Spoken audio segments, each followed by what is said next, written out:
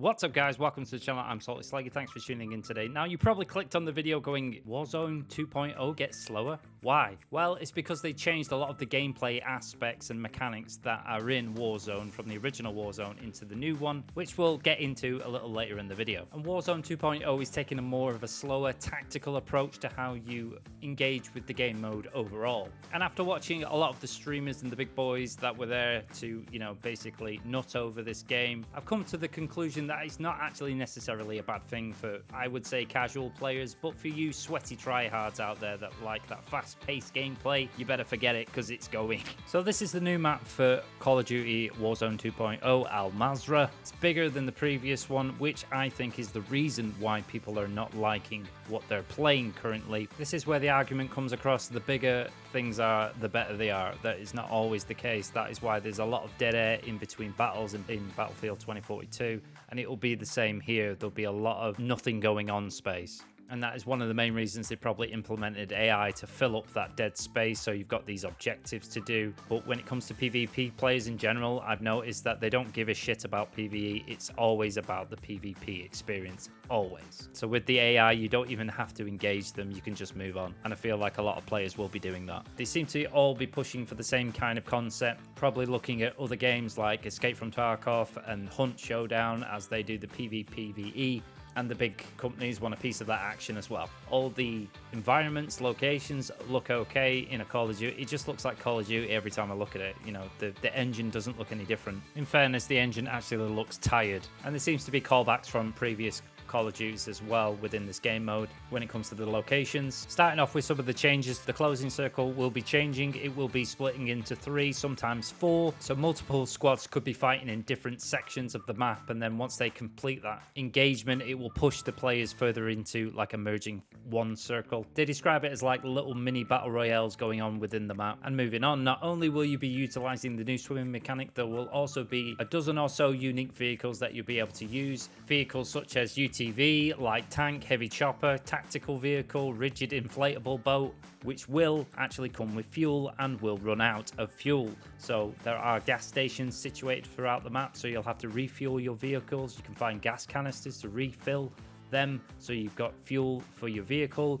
Your vehicle can also be damaged, such as your car tire, so that will also need to be repaired at a so said garage.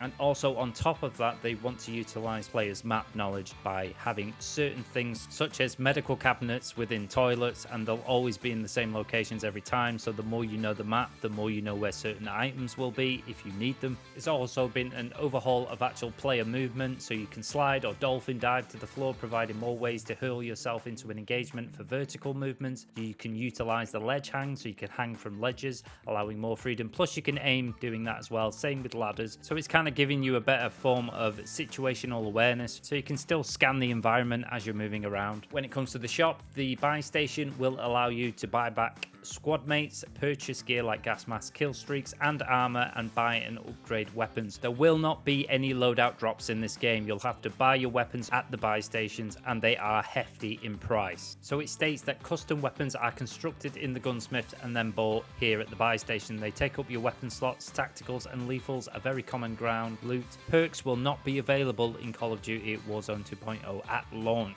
I've also noticed from some of the streamers' footage that they have limited some items for purchase, which it does state on the website that some items are likely to be limited in number, and once purchased they are gone from the shop, so you'd have to go to another shop in order to buy the same item once it's out of stock. The Gulag is also having an overhaul as well, so that is going to be changed completely. So it's 2v2 instead of 1v1, and you'll have to pick up the items, your guns, etc., and you'll be limited with the amount of ammo you have, and you either take out a prison guard to get a key to get out, or you actually kill the other 2 combatants. So your second person will be another random player that you'll have to work with in order to get out of the Gulag. They describe it as your foe now becomes your friend. Other things coming to the multiplayer side is obviously the Weaponsmith 2.0, which will actually see you unlocking receivers, and if that receiver shares the same receiver with another class of weapon, you'll be able to use the attachments from that weapon on the opposing weapon, which means that upgrading your weapons becomes easier and not much of a grind. I remember playing Warzone 1 myself during lockdown, and I was like, this is a hell of a grind just to get one weapon to a decent standard in order to become at least on an even playing field when coming up against opposing teams. When it comes to the multiplayer side as well, they also showcased a few more extra game modes that are coming, as well as the traditional ones. This is Prisoner Rescue, which is 6v6, 2 teams pitted against each other, either locate the hostage or defend the hostage. A lot of people say it's just ripped out of Counter-Strike. The other game mode being Invasion, where your objective is to eliminate or be eliminated, fight against other players and AI combatants for a massive deathmatch. We've also got comparisons to Rainbow Six Siege, as we see like a gadget being used on the underside of a ceiling and then bursting through grenades, as well as the sticky camera that you can use on walls. They also did briefly touch on DMZ, which is going to be an extraction game mode with AI as well as players. Nothing was actually shown, but I'm guessing they're taking inspiration from Tarkov as well as Hunt and other games such as Marauders, which is in early access, and The Cycle. These extraction-based shooters that are out in the market today, and they're trying to get a piece of that pie as well. Battlefield 42 tried to do it, they failed. Nobody likes that. I don't know if COD will do the same, and people probably won't like that either. Then we've also got PlayStation moaning about exclusivity to Xbox once the Activision deal goes through, and they might lose it by 2028, Call of Duty on the PlayStation platform altogether. Yet they have an exclusive skin for PlayStation, which is the only skin which I'm showcasing right here.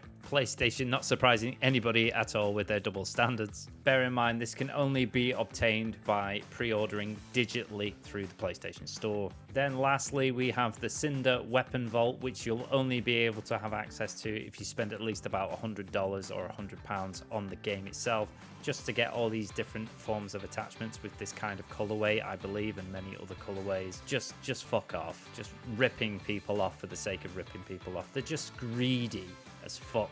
Just constantly, do you want this? Well, you're gonna have to pay a bit more. Do you want this? Well, pay a bit more. How about no? But anyway, guys, I think that wraps up about everything I know about Call of Duty Warzone 2.0, as well as some aspects of the multiplayer. So currently the PlayStation beta, closed beta, is going on right now for early access if you've already pre-ordered the game from 16th to the 17th. Then the open beta for PlayStation is 18th to 20th of September. Then we see Weekend 2, the crossplay beta, which will have early access for Xbox and PC, and open beta for PlayStation. And then the 24th to the 26th is open beta to all platforms. I'm just going to wait till open beta for all platforms to check it out. Let me know in the comments down below when you'll be checking out, if you're already playing it. If you don't care about it, let me know what you think about the Call of Duty franchise going forward. Do you like it? Do you not care anymore? Let me know. With that said, I want to thank you for watching. Thanks for your support as always. I hope you enjoyed the video. If you did, please support it with a like, because it helps out me and helps out the channel, and I wouldn't ask otherwise. Leave a comment down below. That also helps out the channel going forward. Be sure to subscribe for more upcoming games. You'll find other games on my channel if you want to check those out. You'll find social links down below if you want to support me in that space. Have a wonderful day, have a wonderful weekend, and I'll see you next time.